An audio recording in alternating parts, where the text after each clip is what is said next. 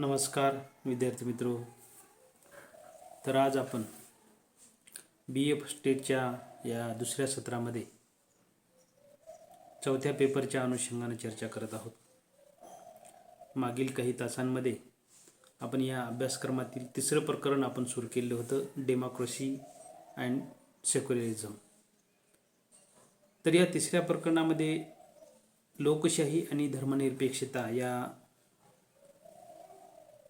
तत्वाच्या अनुषंगानं आपण चर्चा करत आलेलो आहोत. लोकशाही म्हणजे काय, लोकशाहीची वैशिष्ट्ये काय आहेत,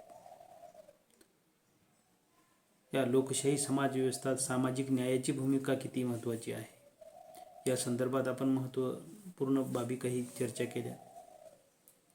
तर याच प्रकरणामधला जो आणखी एक आपल्या अभ्यासामधला भाग आहे तो म्हणजे राज्यघटना.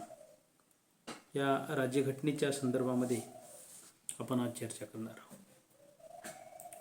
मित्र हो, राज्यघटना याला आपण संविधान असं म्हणू. प्रत्येक देशाची राज्यघटना ज्याला आपण संविधान म्हणतो ते त्या देशातल्या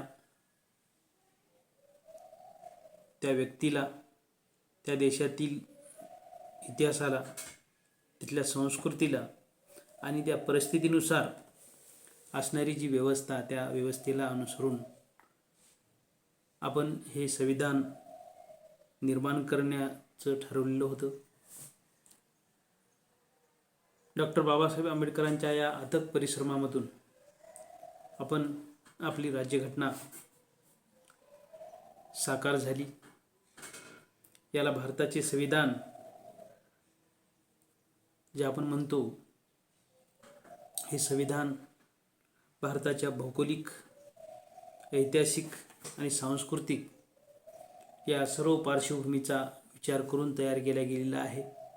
त्याचबरोबर या देशातील सामाजिक व्यवस्था, आर्थिक व्यवस्था आणि वांशिक स्वरूप या सगळ्या बाबींचा विचार करून घटना तयार करण्यात आलेली आहे. घटनाकारांनी आपल्या अथक परिश्रमामधून 3 वर्ष या अविरत परिश्रमामधून जी घटना तयार केली ती जगात सर्वात श्रेष्ठ आणि सर्वात मोठी अशी राज्यघटना आहे.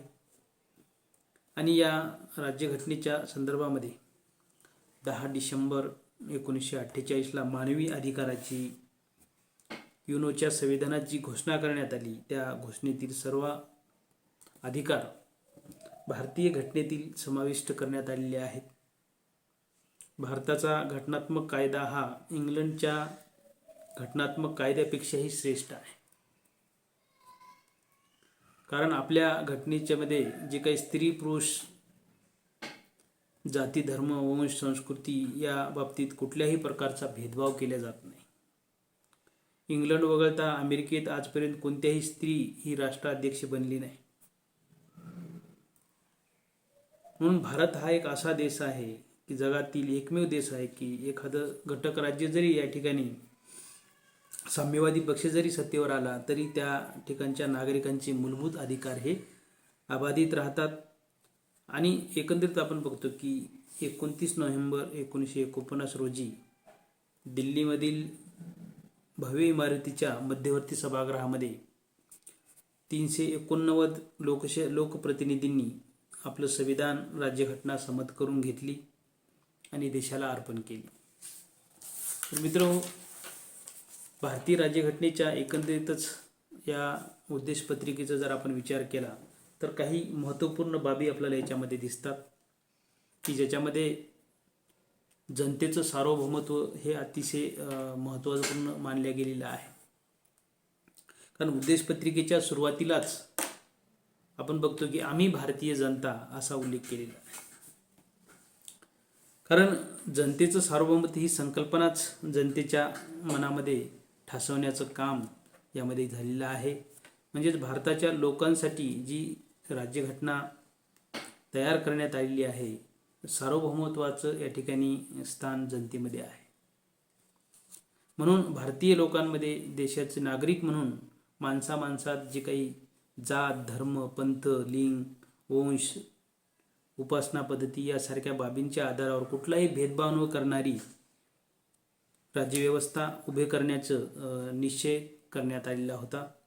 भारताला स्वातंत्र्य मिळवून देण्यासाठी देशाच्या जनतेनं जी जागृती निर्माण केली, त्या जागृतीच्या अभिव्यक्तीचीच या ठिकाणी संविधानकर्त्यांनी भारतीय जनता या शब्दातून व्यक्त केलेली आहे. याच्यामध्ये एक भारतीय या राज्यघटनेमधलं एक उद्देशपत्रिकेमधलं स्वरूप आणखी एक महत्त्वाचं म्हणजे सार्वभौम राज्य. 15 ऑगस्ट रोजी 1947 रोजी स्वतंत्र झाला भारत. जरी 1947ला भारत स्वतंत्र झाला असला तरी कायद्यानुसार स्वतंत्र भारताचा कायदेशीर जो काही दर्जा होता तो वसाहतीचे स्वातंत्र्य या सदरात मोडणारा होता. म्हणून भारत स्वतंत्र झाल्यानंतर त्यांनी नवीन राज्यघटनेचा अंगीकार केलेला आहे. नवीन राज्यघटनेच्या माध्यमातून भारत खऱ्या अर्थानं कायदेशीररित्या परकीयांच्या या नियंत्रणापासून मुक्त झालेला आहे. नवीन घटनेचा आधार घेऊन अंतर्गत व परराष्ट्र धोरण निश्चित करण्याचं या ठिकाणी परिपूर्ण अधिकार प्राप्त झालेले आहेत. म्हणून सार्वभौम राज्य हे एक महत्त्वाचं या ठिकाणी स्वरूप आहे. त्यानंतर प्रजासत्ताक आणखी हे एक महत्त्वाचं स्वरूप या उद्देशपत्रिकेमध्ये दिसते. प्रजासत्ताक राज्य जी ही संकल्पना आहे की भारताने लोकशाही राज्यव्यवस्थेच्या संदर्भामध्ये जी अंगीकारलेली असल्याचा आपल्याला अगदी प्रजासत्ताकाचं स्पष्टपणे या ठिकाणी उल्लेख केलेला आहे. प्रजासत्ताकाचा स्पष्ट अर्थ असा आहे की जनतेने निवडून दिलेल्या प्रतिनिधींनी जनतेस म्हणजे लोकास जबाबदार राहावं किंवा जबाबदार असले पाहिजे आणि त्यांनी प्रत्येकाने त्यांची भूमिका जनतेच्या सेवकाची असली पाहिजे. विशेषतः भारताचा प्रमुख हा लोकनिर्वाचित असायला पाहिजे. त्याचबरोबर आपण बघतो की या घटनेमध्ये स्पष्टपणे लिहिलेलं आहे आणि त्यामुळेच भारताचा राष्ट्रपती हा सुद्धा 5 वर्षाकरता जनतेमधून निवडून दिलेला असतो. त्याचबरोबर याच्यामध्ये आणखी एक महत्त्वाचं जे काही लक्षण दिसते की गणराज्य. तर गणराज्य म्हणजे ज्या राज्यामध्ये हे लोक गणराज्य सरकार हे लोकांकडून निवडून दिलेले असते त्याला गणराज्य असं म्हटलेलं आहे. भारतीय राज्यघटनेच्या माध्यमातून जो काही सत्ताधारी वर्ग आहे हा जनतेकडून निवडून दिलेला असावा. भारतातील जे मतदार नागरिक असतात ते आपल्या प्रातिनिधिक ठराविक कालावधीसाठी निवडून दिलेले असतात. येथे हे लक्षात घेण्यासारखं आहे की उद्देशपत्रिकेत जाणीवपूर्वक प्रजासत्ताक आणि गणराज्य हे शब्द याच्यामध्ये वापरण्यात आलेले आहेत. आपल्याला या ठिकाणी दिसून येते की काही देश असे की जसं आपण चीन हे गणराज्य लोकशाही गणराज्य असले तरी खात्री देता येणार नाही की याच्यामध्ये उदाहरण आपण असं म्हणतो की चीनमध्ये गणराज्य जरी असलं तरी कार्यकारी प्रमुख हा जनतेकडून निवडून दिलेला असतो, पण तरीसुद्धा त्या देशामध्ये लोकशाही नसून एक पक्षीय आपण बघतो की हुकुमशाही आहे. इंग्लंडमध्ये सुद्धा लोकशाही असून देखील राजा राणी वंश परंपरेने त्या ठिकाणी अधिकारावर आलेले असतात. म्हणून इंग्लंडमध्ये सुद्धा गणराज्य नाही.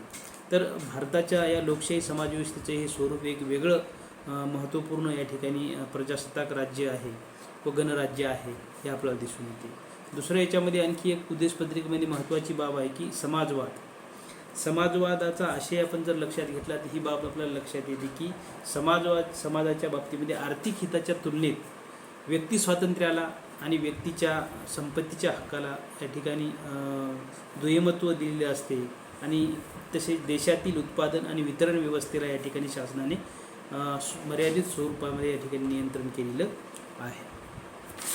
आर्थिक विकासाचा फायदा समाजातील सामान्य लोकांपर्यंत हा पोहोचला पाहिजे. या ठिकाणी कुठलाही भेदभाव होता कामा नये ही बाब याच्यामध्ये लक्षात घेतलेली आहे.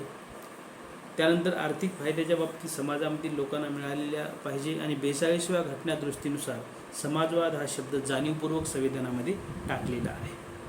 त्याचबरोबर धर्मनिरपेक्षता. घटना समितीमधील एकूण चर्चेचा जर आपण या ठिकाणी आढावा घेतला तर असे दिसून येते की आपले राज्य धर्मनिष्ठ आहे असावे. कोणत्याही सदस्यांनी प्रतिपादन केलेले केवळ यामुळेच की संविधानामध्ये कोणत्याही धर्माला राष्ट्रधर्म म्हणून मान्यता दिलेली नाही आहे. सर्व धर्मसमभाव या ठिकाणी मांडलेले आहेत. सर्व धर्मांना या ठिकाणी किंवा उपासना पद्धती नाकारण्याचं स्वातंत्र्य दिलेलं आहे. कोणत्याही धर्माला सरकार प्रोत्साहन देणार नाही. भारतासारखी भाषिक, धार्मिक, वांशिक आणि जातीय सांस्कृतिक विविधता जगाच्या पाठीवर या ठिकाणी कुठेही नाही. म्हणून विविधता जरी टिकून ठेवायची असेल ही तर आपल्याला या ठिकाणी धर्मनिरपेक्ष तत्त्वाचा स्वीकार करावा लागेल आणि त्यामुळेच भेसाळेशिवाय घटनादुरुस्तीनुसार धर्मनिरपेक्ष हा शब्द घटनेमध्ये या ठिकाणी समावेश करण्यात आलेला आहे. त्यानंतर स्वातंत्र्य. कोणत्याही माणसाच्या व्यक्तिमत्वाचा सर्वांगीण विकास होण्यासाठी स्वातंत्र्य हे महत्त्वाचं आहे. भारतातील विविधता लक्षात घेऊन घटना समितीने त्या देशाची अखंडता कायम ठेवण्यासाठी व्यक्ती स्वातंत्र्याला महत्त्व दिलेलं आहे. म्हणून प्रत्येकाला धर्म, व्यवसाय, उपासना, श्रद्धा अनुसरणाचं स्वातंत्र्य या घटनेने दिलेलं आहे. त्याचबरोबर आपण बघतो की समता याच्यामध्ये आपण बघतो की जात, धर्म, लिंग, जन्मस्थान, वंश या आधारे व्यक्तीमध्ये कुठलाही भेद न करता ही राज्यघटनेनं हमी दिलेली आहे. कोणत्याही बाबतीमध्ये समाजामध्ये भेद असू नयेत हा याच्यामध्ये स्वीकार केलेला आहे. नागरिकांना समान संधी, समान दर्जा दिला पाहिजे. म्हणून राज्यघटनेमध्ये समानता हे एक समानतेच्या हक्काचा जाणीवपूर्वक याच्यामध्ये विचार केला गेलेला आहे. न्यायाची भूमिका आहे. व्यक्तीच्या सर्वांगीण कल्याण आणि समाजाचा सर्वांगीण अर्थाने विकास जर करायचा असेल तर राज्यघटनेमध्ये तशी तरतूद त्याच्यामध्ये करण्यात आलेली आहे. सामाजिक, राजकीय, आर्थिक न्याय देणारी व्यवस्था ही गरजेची असते. म्हणूनच कुठल्याही समाजामध्ये यात संघर्ष होता कामा नये.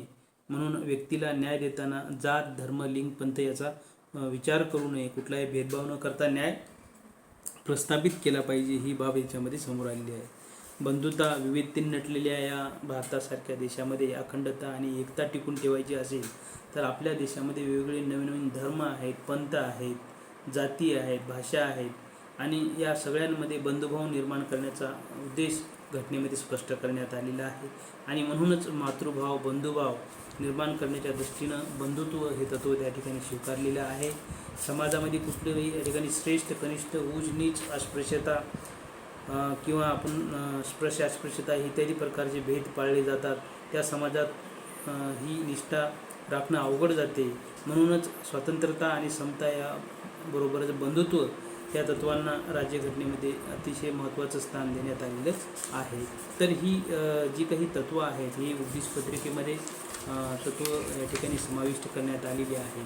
तर एकंदरीतच भारतीय राज्यघटनेच्या अनुषंगानं आपण काही महत्त्वपूर्ण वैशिष्ट्यांचा जर आपण विचार केला तर याच्यामध्ये काही महत्त्वपूर्ण वैशिष्ट्ये आपल्याला बघायची आहेत. परंतु ते राज्यघटनेची वैशिष्ट्ये आपण नंतरच्या तासिकेमध्ये अभ्यासणार आहोत. तोपर्यंत आपण या ठिकाणी थांबूया. धन्यवाद.